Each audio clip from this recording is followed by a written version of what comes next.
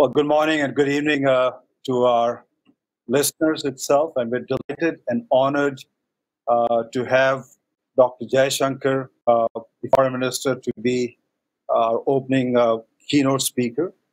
On behalf of USISPF and its board, I'd like to invite you to our third leadership summit.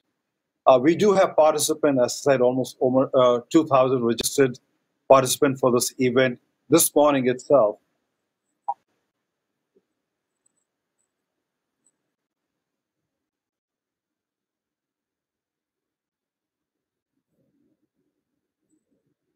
Can you hear me? I can hear you fine. Okay. All right. I think it's important to understand that USISPF is the independent entity across US and India focused on strengthening the relationship with two countries. And we have friends like Dr. Jaishankar who are a big supporter on this mission itself. So we look forward to a conversation between Ambassador Roemer and Minister Jaishankar. And before we hand over to Ambassador Roemer, I would like John, the chairman of USISPF, to give his welcome remarks. John? Mukesh, it's a pleasure. And Dr. Jaishankar, thank you once again for being such a huge partner in the relationship between our two countries. It's hard to believe that it's been 3 years since we formed USISPF and moved from a vision of a trade organization focused on how much trade do we do to a vision that we could change the roles of two countries, that we could do this in terms of innovation, that we could do it in an inclusive way across every state, 29 states in India, 50 states in the US. We could do it across gender barriers, religious barriers, etc., and focus on innovation and job creation. We set a goal many people said would be unattainable, and yet I would argue we made huge progress, and we would be the model for how countries work together, but business and government, the citizens, to impact everyone on an equal basis. Truly a win-win relationship. Last year's theme was very simple. It was about partnering for growth. In 12 months, we all know everything has changed. Now our theme is about navigating through new challenges. But for all of us in leadership, all of us in business, or as individuals, or even as parents, we know it is nice to talk about our growth, but it's how you handle your challenges, your setbacks, that determine who you are as an individual, a company, organization, or even a country. So we are changing with tremendous speed, and we've evolved from a trade organization to, I would argue, an enabler between groups in a way that has never been done before, and a model for others to follow. Mukesh, Gaurav, the whole USISPF team, I want to thank you for your leadership in just 3 short years, how far we've come. In startup terms, we've moved from a angel investment round to a unicorn and an IPO shortly. This last year, we've expanded to over 300 members. You all did 110 events already this year, 75 of them virtually, 35 physically in terms of the direction. And if you watch together, each of us have focused on the currency of the organization, currency of how our leaders interface back and forth, both business and government, with assistance in each country. And currency is nothing more, in my opinion, than the track record, nothing more than the relationships and the trust. And when you watch the trust among our leaders and you think about it and you begin to see individuals like the Foreign Minister, Dr. Jaishankar, who's been on both the political and on the business side, Vice President Pence that will be broadcasting shortly from the White House. You begin to see the Prime Minister's office in India. You begin to see the commerce departments from both countries involved in these sessions, the Finance Minister from India, the multiple members from the U.S. State Department, and you realize what we could do together. And we've done a tremendous job. I would actually argue that we can do so much more. And while the theme is around peace and stability and prosperity, our ability over the next 4 days to focus on defense, the economic relationships, the education, and just using it as an example, in the U.S., where a decade ago there were about 80,000 students in the U.S. from India. Now there are over 200,000. The India diaspora here in the U.S. is now over 4 million. The ability to bring innovation and true job creation to both countries through startups, and to have the courage to make the fundamental change in technology around 5G, artificial intelligence, the Internet of Things, and addressing the healthcare issues as well at the same time. A complex challenge, but I would argue without organizations like this, you can't achieve these type of goals. I'm going to challenge us to continue to dream what's possible together and to go for it and realize that there'll be setbacks along the way. So I want to thank all the 2,000 to 3,000 people who are joining us this morning and throughout the week. I want to congratulate the leadership of USISPF, just in terms of the tremendous job Mukesh, you and the team have done.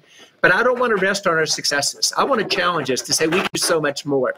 I think we're just getting started. And with the terrible challenges of navigating these new areas such as COVID, et cetera, you're suddenly seeing organizations move with the speed and use and embodiment of technology that has not been there before.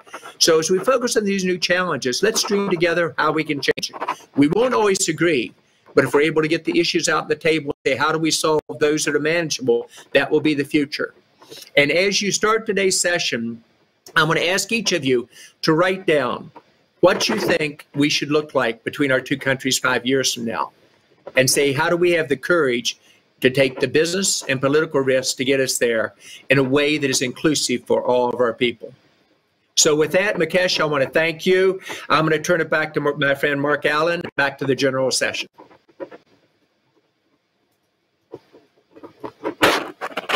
Thank you, John. I now invite Mark Allen, President of Boeing International and USISPF board member, to make his remarks. Mr. Allen.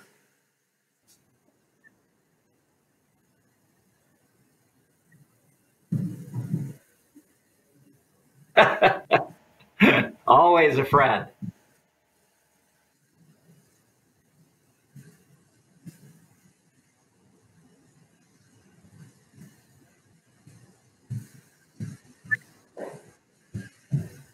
Well, good morning, good evening to friends and colleagues in many parts of the world right now as we gather for this terrifically planned week.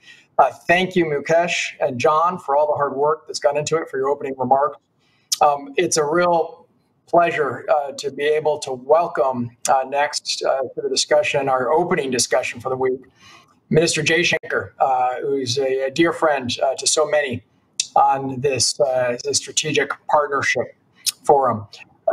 As a scene setter, before we get in, U.S.-India relations have been growing stronger and stronger over years, and in large part driven by this incredible increase in convergence of interests, geopolitical interests, business interests, trade interests. We've long talked about the shared democratic values and the emphasis on rules-based order that's shared between our two nations. And of course, now more and more that value of the stable and peaceful Indo-Pacific is seen and felt between the countries. And I think it's fair to say that now it feels like there's an imperative to relationship growth. We are in unprecedented times. The realities of COVID, and of course, the rebalance to global supply chains that we have seen coming out of it, the shift in focus from productivity only to now productivity with resilience. And I think that creates some very unique opportunities, and it'll be wonderful to hear in the conversation between Ambassador Tim Roemer and Minister Jaishankar what those opportunities might be and how we in the Partnership Forum can work together to help enhance and enlarge them. Clearly, India offers a wealth of productivity and growth opportunities for both Indian and U.S. companies.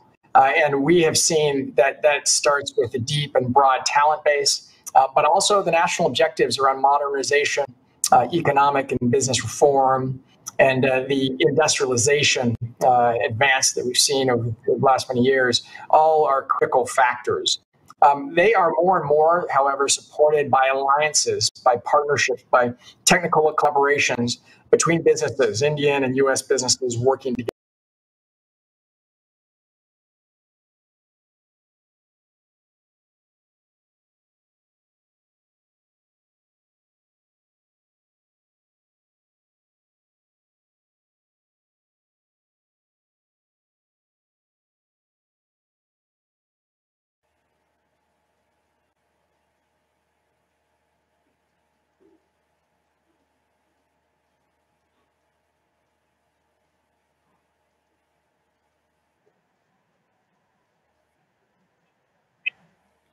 Great. Thank you, Kerry. And I want to thank Mukesh and John Chambers for their terrific leadership and their acuity and world affairs and dedication to bringing India and the United States closer and closer.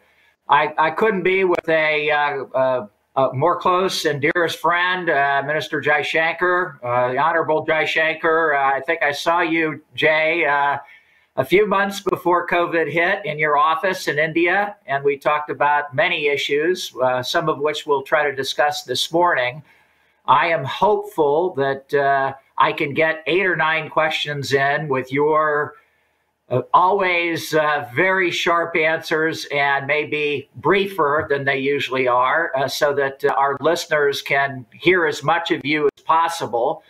And I look forward to the next 20 minutes or so to talk to you and understand more about India's foreign policy, their place on the stage in world affairs, and the strategy that's going to guide you going forward. My first question, Jay, and again, it's great to see you. I'm very excited to have you on screen. In your brand new book, which comes out in a few days, called The India Way, you reflect on the transformations going on in the world and the rapid change. You specifically talk about what this means for India, and you say it requires a bolder, non-reciprocal relationship with your neighbors and a larger global footprint. This sounds like a strategy, Jay. How are you executing on this, and how are you looking forward to the sales of your book coming up? Okay. No. Huh? No, I'm not getting sound.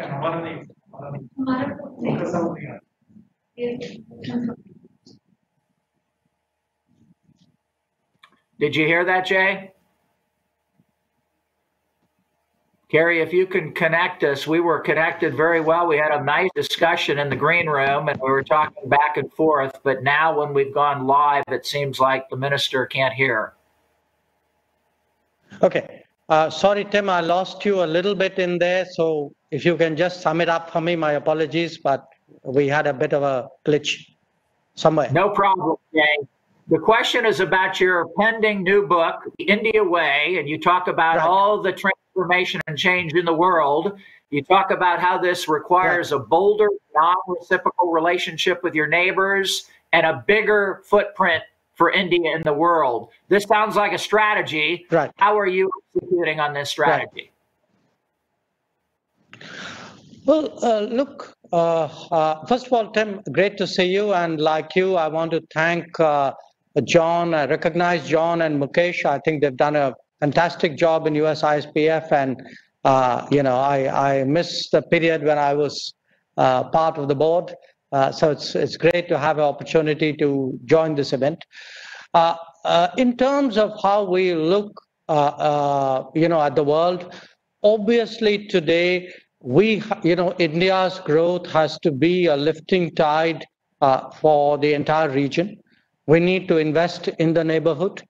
We need to build more connectivity projects.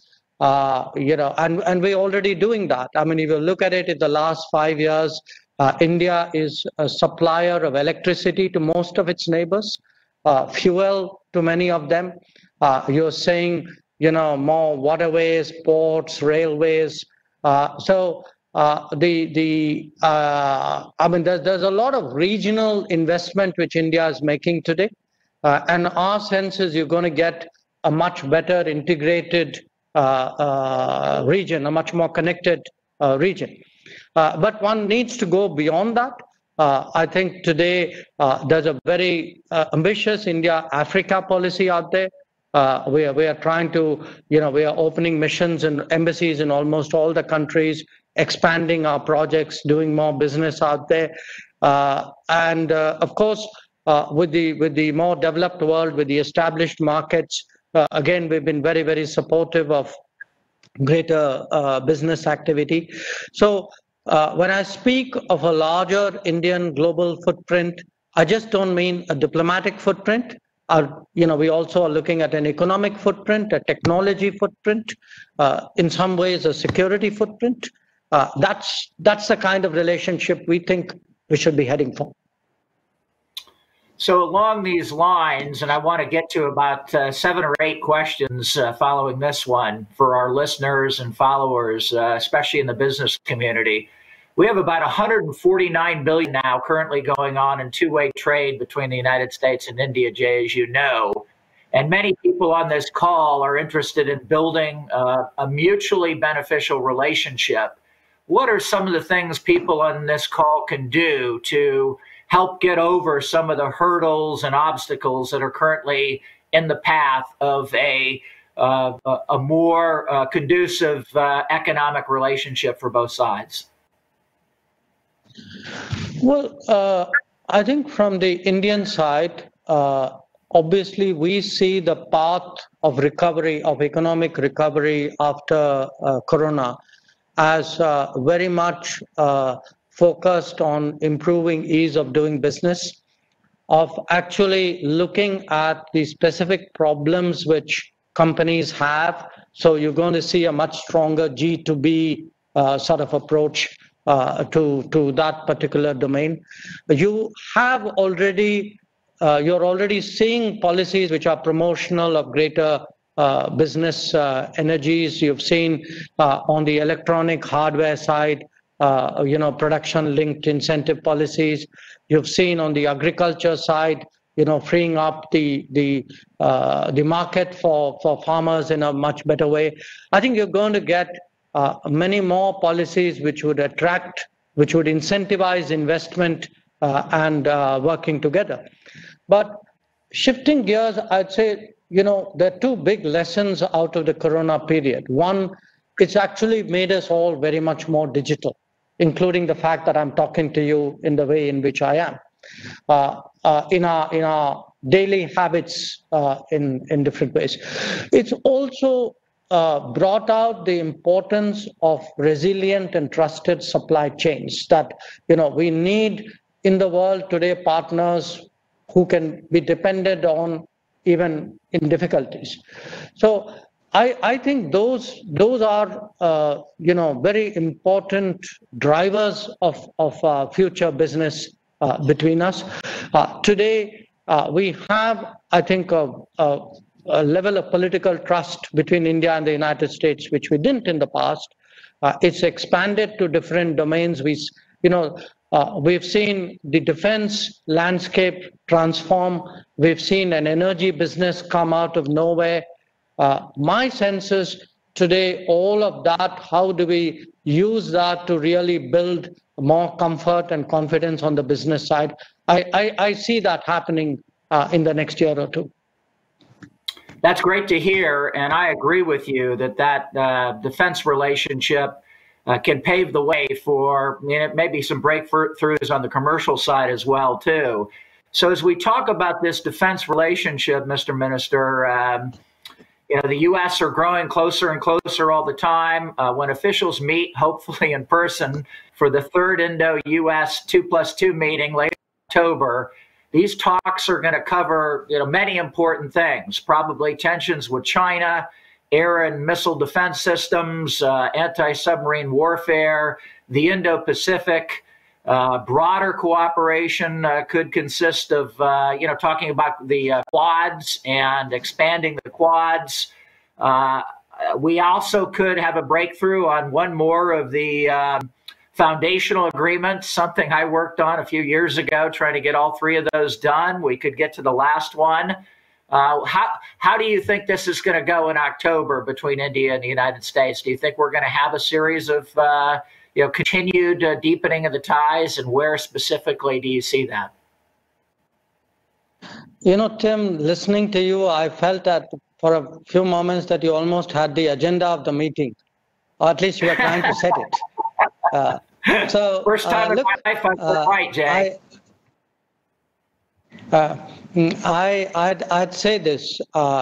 What we have seen, over the last many years is a much stronger sort of convergence of interests, a much greater ability to work together.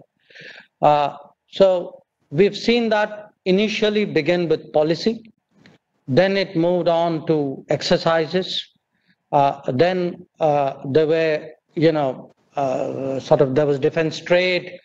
Today there are American platforms which are in the Indian military inventory. So when you have policy exercises, equipment, all coming together, then obviously the convergence is certainly on this defense and security side deepen. Now, we look upon it not as something which is tailored to a particular situation or necessarily focused on some country. This is not a short-term issue. It is a larger ability of India and the United States coming together, looking at the world and saying, what do? We think alike in so many ways. Our interests are so similar in so many domains. So what do we do to actually secure the world, make it a better place? So I'm not sure I would put it quite in the terms in which you put it. I mean, to me, this is a very important and integral part of a larger India-US, and in a sense, a larger world situation that is coming into being. I think the United States is looking at, a country like India, which is outside, which has never been in any alliance situation, with a much more open mind than it used to in the past. And India, too, on its part, is actually looking at, countries with whom clearly there are strong identity of interests and seeing how. So we've both become much more pragmatic, perhaps, than we have in the past. I think it reflects our understanding of this changed landscape that we are living in. So along those lines, I agree with you completely that we've had so many breakthroughs with defense platforms, with agreements on the Indo-Pacific, with our sharing convergent views of an aggressive China. However, as usual, there's usually something that pops up that causes, Jay, the diplomatic community, the gifted people like you, sleepless nights to work through. India's recently had an embargo on 101 defense and arms imports to be implemented progressively over the next few years. And, this creates some issues. How would you give advice to people on the perspective of, navigating through these kinds of issues and back toward the agenda that you and I just discussed for the 2+2 meeting? I'm not even sure I'd use the word you used, embargo.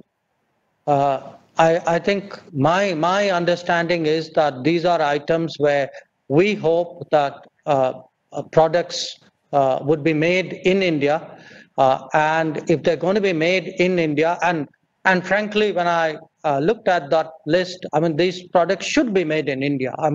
Given the fact that we have this manufacturing capability, and we are today among the top 5 economies of the world. So I see no reason why they necessarily need to be bought from abroad. So I actually think that there's a great opportunity here for countries to invest in defense manufacturing. And actually the terms of investment have become much more liberal. So I'd say very frankly to everybody through you, it's good for business. It's good for your business. Well, we certainly see a lot of challenges in China these days, and a lot of U.S. businesses are frustrated and aggravated there. They're looking, if not to move from China, when they establish new supply lines, new manufacturing partnerships, to look at the possibility of India and coming back home to America. So whatever India can do to, take this into consideration and try to make sure local content issues, set aside requirements for buying on the defense side.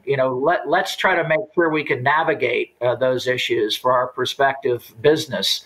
Let me jump back, Jay, to immigration and education and the very, very strong people-to-people ties that we have between the United States and India. The vibrant diaspora here in the United States, the Indian community is becoming more and more powerful and engaged. Immigration's a key issue, and Indians are a large and beneficial part of the recipients of H-1B work visas, where they get about 69.9% of those work visas. We think this is very important to bring Indians here to the United States. How do we continue to strengthen these people-to-people ties and explain why this immigration policy is good for both countries? Tim, if I can just close out the previous question with one additional remark, which is that the direction that we are going in India, the policy that we are going to adopt is what we call, it's called Atmanirbhar Bharat, which is like a more self-reliant India. But what that means is try to, it's a program to increase our national capacities. And obviously manufacturing capacities is very much at the heart of it. So I would actually tell American business that, look, if India is India seeking to expand its capacities, there's a real, there's a whole lot of new business opportunities which have opened up for you out there. And particularly if India makes it easier to do business, it's also, been much more liberal in terms of ownership by foreign investment. So I just want to kind of stress that. And also the fact that we are much more interested in sort of global value chains actually now, including passing through India, using Indian production capacities as part of a chain. And the fact that we would be seen as trusted and seen as resilient is something which should be helpful. Regarding the immigration issue, look, again, we're talking of a more digital world, we're talking of a more technology-driven world, which really puts a premium on talent. Okay. Now, if there's one thing which India, I think, can offer to the world, it is trusted talent. You see Indians working across companies in the world. I think they've always done well. They've always, done what is the right thing in their particular environment. So there is a great deal of regard and trust for Indians and people of Indian origin. The point I would make there is a more knowledge-driven global economy will require more trusted talent. I think that's an opportunity for India. It's an opportunity which should be reflected to some degree in American immigration policies. I think immigration certainly is a win-win. If you look, you've had views on it, even in India in the last 15, 20 years. I don't think people think like that anymore. People recognize the enormous sort of role which actually Indian talent has made in the American economy, in the global economy, and come back in India, the catalytic role that they've had. So I would certainly urge that this is an area where the United States should recognize what's in American interest, and that, believe me, happens to be in Indian interest as well. Well said, Jay, and I agree. There's intense, vibrant competition for talent and capital and supply chains. And the more the United States and India can work through some of these issues and have breakthroughs so that we are closer and closer on those fronts, the better our economic systems will be, the better recovery from COVID, and the stronger our democracies will be. Jay, you've spent a lot of time in China as Indian ambassador there. I want to ask a China question, but frame it in terms of Pakistan. Last week, Imran Khan, the Prime Minister of Pakistan, said, quote, "Pakistan's future is tied to China. We should be clear that our country's development has now been intertwined with China." Now, he walked back some of those remarks later, but he attributed some of that to the U.S. signing the agreement with the Taliban and then Chinese investment in Pakistan. How do you see, this aggressive China around the world, from the South China Sea to Huawei and technology, and how does that play with your delicate relationship and important relationship with Pakistan? Well, Tim, I think obviously, like every other country in the world, we are very cognizant of the rise of China. We are an immediate neighbor of China. So obviously, if you're a neighbor, you are very directly impacted by the rise of what what I say in my book is a potential global power. Now, a lot of our attention obviously is how do we find, I mean, India has also been rising in this period, okay? Maybe not to the same degree at the same pace as China, but if you look at the last 30 years, I mean, clearly India's rise has also been one of the major global stories. So if you have two countries, two societies, 1 billion people each, with the history and culture that they have, it's very important that they reach some kind of understanding or equilibrium between them. This is a practical world. I mean, if a country is going to get more powerful, we're going to see its influence in areas, in geographies we have not seen before. We're going to see activities and capabilities that we have not seen before. Now, we will see that from China, and I dare say in some areas they will see it of us. So how do we, this modus vivendi between India and China, I actually say in my book that this is extremely consequential for both countries and actually for the rest of the world. Now, as regards, China's relationship with Pakistan, it is not something that is new. It goes back actually to the early 60s. Aspects of it have been of concern to us before. Even that is not new. Obviously, that is something which we factor in our relationship with both countries. Let me sum up here, Jay, and ask you one final question. You can spend a minute on it or as long as you'd like. How do you see America today from a military power, soft power, and prestige perspective? Are they able to execute and achieve things from a strategic viewpoint in the world today? How do you view America from that perspective?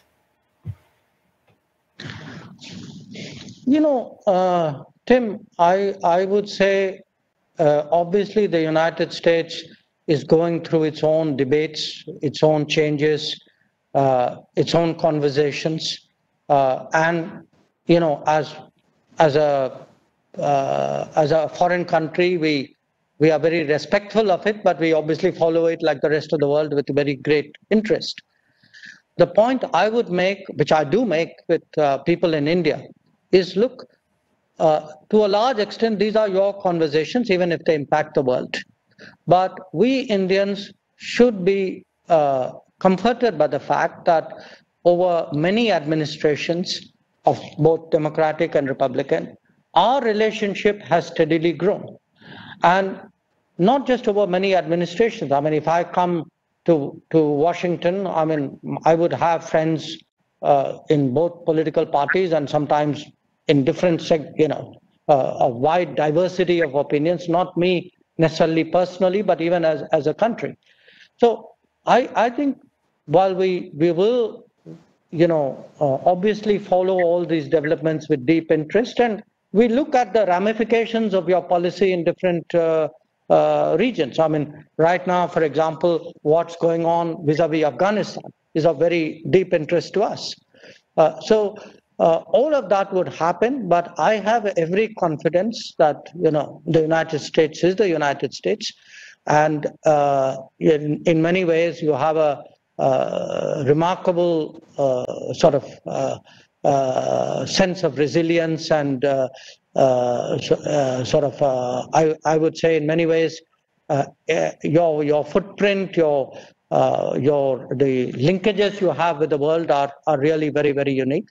And as an Indian foreign minister, I am very assured by the fact that my relationship with the United States is in a very strong position. That's great to hear. Well, you, as always, Jay, have been succinct and brilliant in your answers.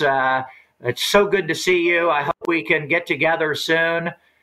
I want to say thank you on behalf of John Chambers and Mukesh Aghi and all the businesses with our partnership, trying to work on deepening and improving U.S.-India relations. I think it's the most important relationship, especially between two democracies going forward.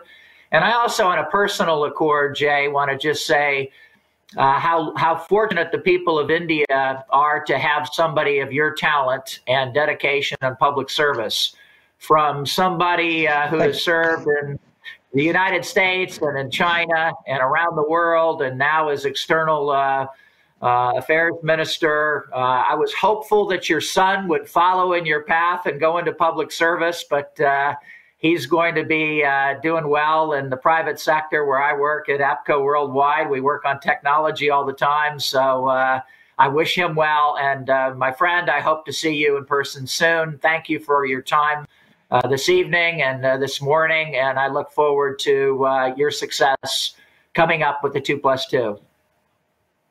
Thank you. Thank you. It's a pleasure. Take care. Good to see you. You too.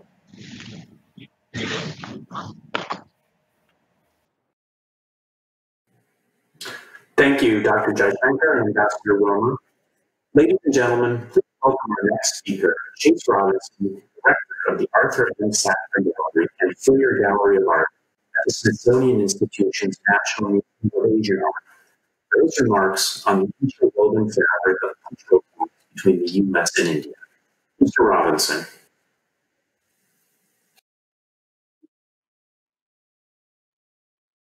Good morning, good afternoon, and good evening. As director of the museum, I'm deeply honored to be cultural partner of the U.S.-India Strategic Partnership Forum's U.S.-India Week 2020. I'd like to thank Mukesh for his support. And I thank you for giving me 3 or 4 minutes of your time at the beginning or perhaps the end of a busy day and week. The most beautiful place I've ever seen. That's how our founder, Charles Lang Freer, described Udaipur in 1896. Freer was a self-taught businessman. He made his fortune in Detroit in railroad car manufacturing, as America was industrializing. Fortune in hand, he retired early and devoted himself to studying, traveling, and collecting art. The museum that I have the privilege of directing is the product of a partnership between private philanthropy and public resolve. In 1923, the Freer Gallery of Art opened, featuring Freer's collection. The first art museum on the National Mall, it reflected then, as it does now, the nation's commitment to the appreciation and understanding of Asian and Indian culture. Together with the Arthur M. Sackler Gallery, which was added in 1987, the Freer and the Sackler now safeguard one of the world's finest collections of Asian art, some 44,000 objects that range from across the geography and history of Asia, from North Africa to Japan. Our South Asian collections illuminate the diverse traditions of Hinduism, Jainism, Buddhism, and Islam, as well as, of course, the secular arts. They speak to important contemporary issues, highlighting religious and artistic traditions, tracing long-distance trade networks, and featuring innovative cultural forms. For example, The Great Goddess Devi was a magnificent exhibition which featured 120 pieces of art produced over 2,500 years. The first major show dedicated to the Hindu goddess, it was the first at our museum to combine historical and contemporary art.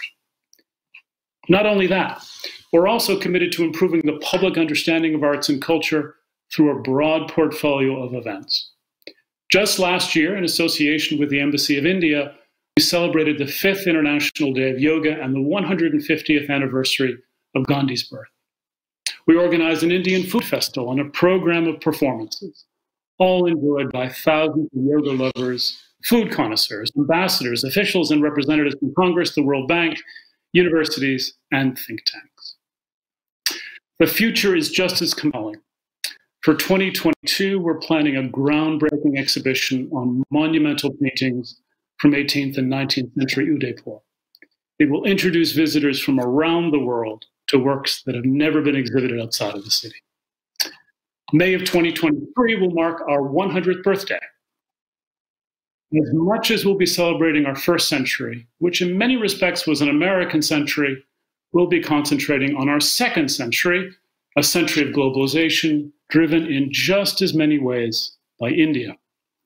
We're keen to enter into partnerships and collaboration that raise India's profile, improve relations between India and America, and educate and inform our millions of physical and digital visitors about India's extraordinary arts and culture. In the coming weeks, we'll send you an exclusive invitation to experience our museum through virtual programming. Please look out for it. Thank you so very much for your time. We look forward to welcoming you to the National Museum of Asian Art. Have a wonderful day.